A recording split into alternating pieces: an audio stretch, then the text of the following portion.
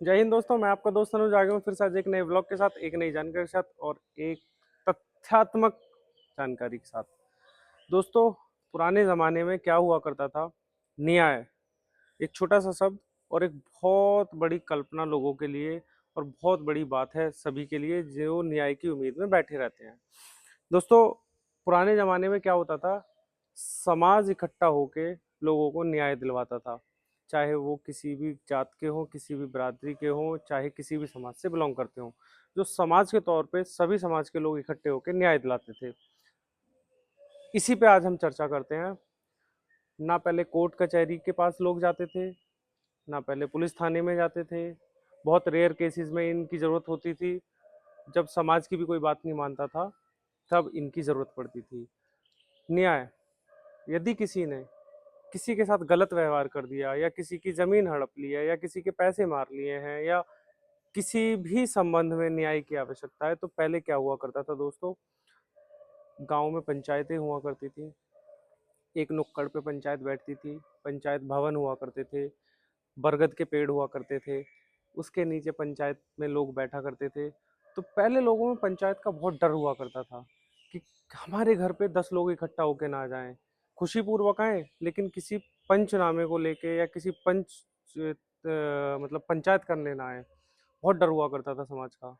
अब वो डर नहीं है। इसका पहले क्या फायदा हुआ करता था?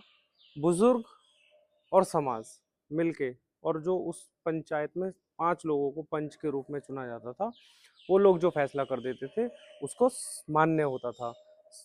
जिसने गलत किया उसको भी, जिसके साथ गलत हुआ है उसको भी।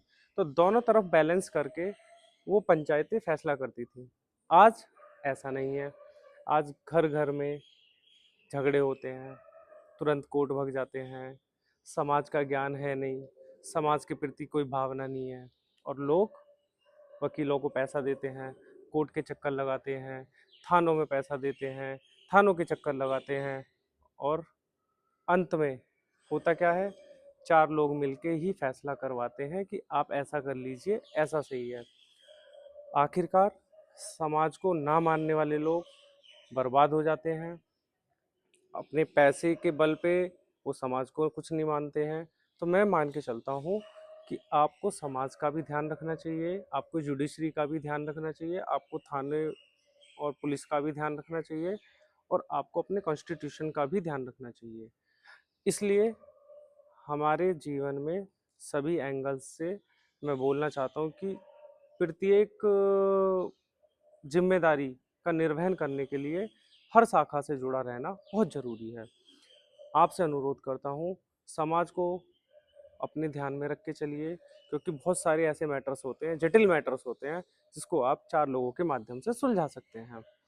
वहाँ पे कोर्ट काम नहीं आता है, वहाँ पे थाने काम नहीं आते हैं, वहाँ पे दबंगाई काम नहीं आती है, वहाँ पे 4 लोग समाज के ही काम आते हैं।